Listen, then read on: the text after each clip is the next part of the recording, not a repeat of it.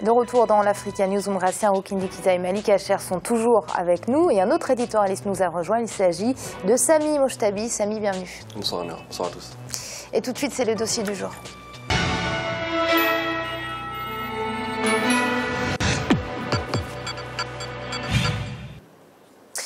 Le Rwanda a obtenu une qualification historique pour la Coupe d'Afrique des Nations en Tunisie. C'était en 2004. Le pays a même pris part à la Coupe du Monde des moins de 17 ans au Mexique. C'était cette fois-ci en 2011. Depuis lors, les performances des sélections nationales sont beaucoup moins satisfaisantes. Alors, comment expliquer cette faille au niveau du football rwandais? A-t-il encore des chances de redorer son blason? Élément de réponse avec ce reportage de notre correspondant à Kigali, Oliva Jacotan. Les sélections nationales rwandaises de football peinent à s'imposer sur le continent africain, voire au niveau mondial depuis une décennie. En effet, après surtout la première participation du 11 national senior à la Coupe d'Afrique des Nations de 2004, les résultats des différentes sélections restent globalement décevantes. La double identité de certains footballeurs a même privé les seniors de la CAN 2015. Le Rwanda a également changé 3 fois de sélectionneur en une année. Le championnat d'Afrique des Nations s'annonce bientôt et le pays n'a pas encore d'équipe type pour défendre ses couleurs. Quelle lecture les acteurs du football rwandais font-ils de la situation de cette discipline? Que faire pour la renaissance du football rwandais? Quelles sont les perspectives du sport roi au Rwanda? Un an après le génocide, c'est-à-dire en 1995, les autorités ont relancé la Ligue 1 de football afin de faire renaître ce sport dans le pays. Elles ont également instauré un championnat dédié aux jeunes en 2014. Sorti 15 fois vainqueur du championnat national, l'APR Football Club est considéré comme étant le meilleur club du pays. L'équipe de l'armée a même remporté consécutivement le titre en 2014 et en 2015. Je pense que nous avons mérité ce titre. Bravo à nos dirigeants, supporters et aux joueurs qui ont su être présents à tous les moments de cette longue saison. On est très heureux car on est de nouveaux champions. Les Ligues 1 et 2 de football sont de véritables viviers pour alimenter les sélections nationales. Aujourd'hui, les dites équipes sont majoritairement composées des locaux. Mais la sélection nationale U23 ne prendra pas part à la Coupe d'Afrique de la catégorie prévue pour fin 2015 au Sénégal. Après avoir éliminé la Somalie au premier tour, les Amavubi vont échouer face à l'Ouganda. Ils s'inclinent non seulement 1-2 à domicile, mais perdent le match retour à Kampala 0-2. Le pays a également perdu 26 places au classement FIFA de juin 2015. On avait un bon entraîneur qui était vraiment très bon. Il avait commencé de donner sa philosophie. Les joueurs ont commencé à apprendre sa philosophie. Il avait donné la confiance aux joueurs. Mais on a changé notre entraîneur dans une période de 3 mois. Alors tout cela, ça perturbe. Ça a perturbé la performance des joueurs. Et c'est là, c'est un peu inquiétant. Comment le Rwanda peut avoir une bonne performance. Dans le cadre des éliminatoires de la CAN 2017, le Rwanda est logé dans le groupe H en compagnie du Ghana, de l'île Maurice et du Mozambique. Lors de la première journée, les poulains du nouveau sélectionneur irlandais, McKinstry, ont battu le Mozambique à Maputo 1-0. Cette performance permet aux Amavubi d'occuper avec les Black Stars du Ghana la première place de la poule. Les deux équipes s'affronteront en septembre prochain à Kigali pour la suprématie dans la poule H. Il faut toujours continuer de la préparation de haut niveau pour qu'on puisse arracher quelques points à Mozambique encore, aux îles Maurice, d'arracher quelques points aussi au Ghana. On est là, je crois qu'on travaille pour atteindre notre objectif qui est de nous qualifier pour la CAN. Le championnat d'Afrique des Nations est prévu en janvier 2016 au Rwanda. Si au plan sportif, l'équipe type à aligner reste encore à déterminer, sur le plan infrastructurel, le pays des 1000 collines est en train de gagner peu à peu le pari. La livraison des stades est prévue avant fin octobre 2015. On prépare AFCON et Tchad en même temps. Et après septembre, c'est là où on va se consacrer seulement à la Tchad. Mais on est quand même dans la bonne voie. Le gouvernement rwandais prend une part active dans le développement du football.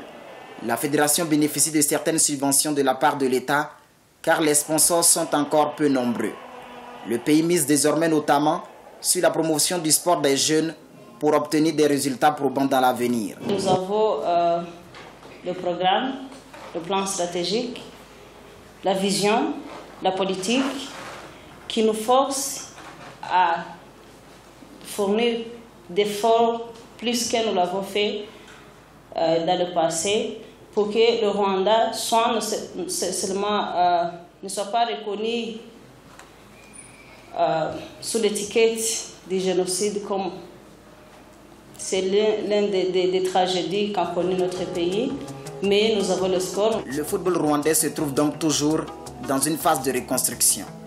On note tout de même de nombreuses initiatives comme la création des écoles de football et la professionnalisation progressive du championnat national. Des réformes essentielles pour redonner un second souffle au sport roi dans le pays. Le Rwanda va participer en décembre 2015 au tournoi de la Confédération de l'Afrique centrale et de l'Est de football, CECAFA. Selon le classement de juin 2015 de la CAF, avec sa 71e position, l'Ouganda occupe actuellement le meilleur rang de la communauté est-africaine. Il est suivi du Rwanda 94e, le Kenya 123e, la Tanzanie 127e et le Burundi qui occupe la 134e place. Samy, concrètement, où en est le football rwandais ? Il se développe petit à petit. Si on se base strictement sur les chiffres, donc le classement FIFA, qui tient à beaucoup de personnes, ils sont passés quand même de la 134e place à la 64e place en 2 ans, il me semble. Donc c'est un bon conséquent. C'est un bon conséquent. Ils ont maintenant un rôle à jouer sur le continent africain. Il y a peu de temps encore, le Rwanda ne faisait pas peur à grand monde. Je n'insinue pas qu'ils font peur aujourd'hui à beaucoup de personnes, mais au moins c'est un nom qui compte et c'est un adversaire respecté. Alors Gratien, quelles sont les lacunes, les failles et les points forts également de cette équipe rwandaise? D'abord, ce qu'il faut dire, c'est qu'au niveau de l'histoire même du Rwanda, après le génocide en 1994, il faut savoir que le peuplement rwandais, aujourd'hui les gens qui peuplent le Rwanda, ce sont des gens qui sont venus de l'Ouganda, de la Tanzanie, du Burundi, du RD Congo. Il y en avait très peu qui sont restés au Rwanda, ce qui fait qu'il y a eu un mélange de la population. Et il y avait même les footballs, des fois, c'est pratiqué de la même façon, mais il faut une certaine organisation. Donc, pour avoir une équipe de football, une équipe nationale, il faut aussi commencer par le vivier, former les jeunes, les très jeunes, arriver à reconstituer vraiment une équipe qui est homogène. Or, il y a eu à un certain moment des gens qui venaient de plusieurs pays, qui étaient même dans des équipes, des grandes équipes des pays voisins. Et en se retrouvant, finalement, il y a un problème de coordination. Et aujourd'hui, c'est un football qui se développe et surtout que le pouvoir met beaucoup de moyens pour que ce football se développe. Disons, les atouts, c'est surtout les technicités des gens qui étaient dans plusieurs pays et l'apport de plusieurs pays différents, que ce soit les footballeurs qui étaient en Ouganda ou en Tanzanie ou au Burundi. Mais il y a aussi, disons, l'appui de la population et l'appui aussi du pouvoir. Quant à les faiblesses, c'est bien sûr que chaque fois qu'il y a des éléments qui se développent, qui commencent à émerger, il y a d'autres pays qui les prennent. On sait bien, ça arrive dans plusieurs pays. Ils vont évoluer dans d'autres équipes parce qu'en général, le football ne fait pas vivre dans ces pays. Ce sont des gens qui exercent d'autres métiers. C'est rare d'exercer rien que le football et de gagner sa vie. Donc il y a un problème aussi d'hémorragie comme ça se fait dans d'autres pays.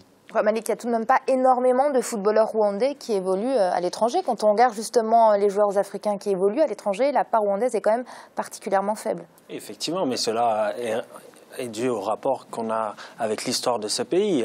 Le Rwanda n'est composé que de 11 millions d'habitants et a vécu une décennie difficile et n'a pu développer le football convenablement ces dernières années, enfin pendant la décennie 90 et début 2000 notamment.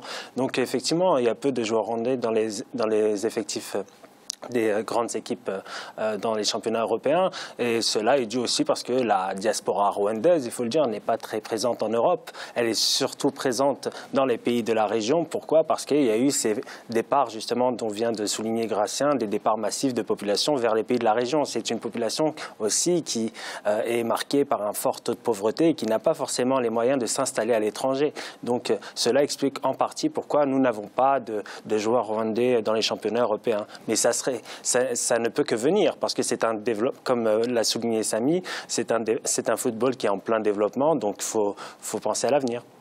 Alors, Samy, comment expliquer que les résultats positifs des équipes nationales locales, l'équipe des moins de 20, des moins de 23, soient bien au-dessus de ceux de l'équipe nationale A? Parce que justement, comme l'a dit Malik, c'est un football en développement. Stéphane Constantine a misé sur cela, il a misé sur la jeunesse du pays, sur le talent local. Ils ont fait une petite erreur avec le joueur Birouri, qui a causé l'élimination, la disqualification pour la CAN 2015 face au Congo, d'ailleurs, alors que le Rwanda était passé.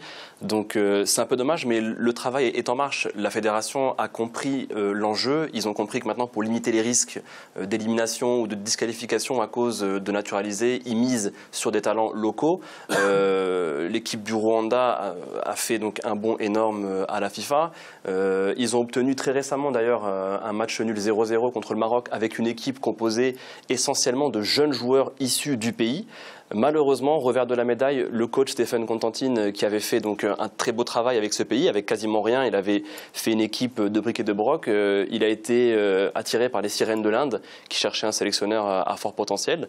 Donc maintenant, il y a un nouveau sélectionneur irlandais qui devrait continuer ce travail avec les jeunes, ce travail de formation et de profiter du talent qu'il y a dans ce pays.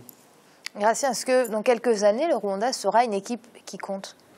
Oui, je pense. Je pense que le Rwanda sera une équipe qui compte parce que surtout, il faut dire que les Rwandais sont connus pour être de bons footballeurs, surtout quand ils étaient dans les pays voisins, là où ils étaient des réfugiés. Moi, je me rappelle l'équipe composée par beaucoup de Rwandais au Burundi, c'était la première équipe du pays. C'est-à-dire qu'il y a une évolution, on l'a dit, et il y aura.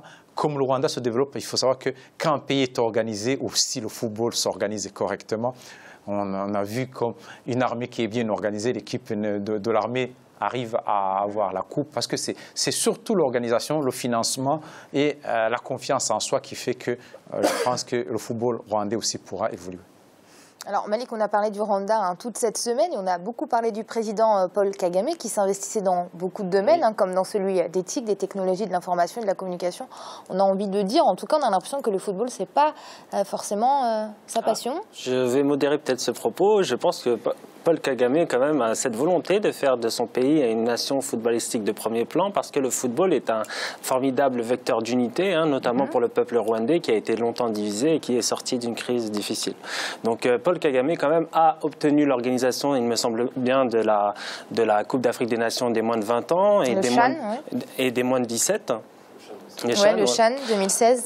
Donc je pense qu'il a quand même essayé de promouvoir le football dans son pays parce qu'il y voit un intérêt, cimenter son peuple qui est encore très meurtri par la décennie qui vient de vivre. Donc je pense que je ne suis pas tout à fait d'accord avec ce propos qui tendrait à dire que le football est mis de côté par le président Kagame au Rwanda. Je pense qu'il y a une véritable initiative. Bien évidemment, il faudrait plus d'infrastructures, il faudrait beaucoup plus de financement pour la Fédération rwandaise de football pour que le... C'est ça, mettre de côté le football, c'est pas... Oui, mais il faut déjà le promouvoir. C'est déjà, je pense que le pays est le pays est en reconstruction, il ne faut pas l'oublier, il y a des priorités quand un pays se reconstruit. Donc bien évidemment, promouvoir le football, ça passe aussi par de la communication et essayer de faire de son pays un hôte de grande compétition. Donc ça peut passer par là. Bien évidemment, les financements, c'est le nerf de la guerre, l'argent c'est le nerf de la guerre. Et donc pour vraiment que le Rwanda connaisse un véritable développement, il faudra de l'investissement. Alors Samy, Malik vient de le dire, le Rwanda, pays hôte du CHAN 2016, un bon tremplin pour le football rwandais? Oui, clairement, c'est une bonne opportunité, c'est une occasion de montrer justement les progrès effectués par les guêpes rwandaises. En plus, à domicile, vu que de toute façon leur équipe nationale, même les A, sont composées quasiment que de joueurs locaux maintenant, ça ne va pas être trop difficile pour eux de monter une équipe avec un collectif quand même assez correct et capable de réaliser une belle performance. À domicile, tout est possible, vraiment, pour le Rwanda. En plus, le niveau de la CHAN, les grosses nations africaines ne présentent pas vraiment leurs meilleures équipes, donc les dés sont un peu redistribués dans ce genre de compétition. Donc oui, clairement, enfin, on l'a vu avec la Libye qui a réussi à gagner l'épreuve, donc tout est possible. Si la Libye peut le faire, le Rwanda en est capable aussi. Et c'est l'heure de marquer une nouvelle pause. On se retrouve très vite pour la suite de l'Africa News. On va tout de suite.